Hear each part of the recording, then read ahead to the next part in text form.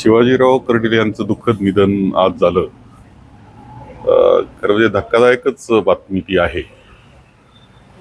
शिवाजीराव हे खूप वर्ष प्रतिनिधित्व त्यांनी विधानसभेमध्ये केलं, मंत्रिमंडळामध्ये सुद्धा ते राहिले.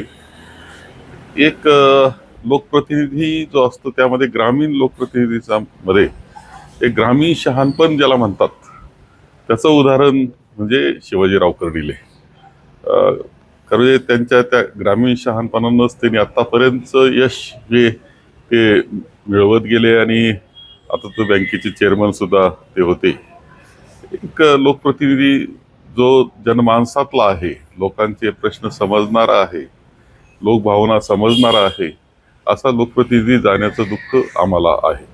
एखादी कोणती आठवण आहे अशी की कायम तुम्हाला स्मरणात राहील? त्यांच्या आठवणी तर खूप सगळेच जण खूप सांगतील. सगळ्या आठवणी ज्या आहेत त्या कशा मुत्सद्देगिरीचं उदाहरण द्यायचं ठरलं तर शिवाजीराव कर्डिले यांचं द्यावं लागतं.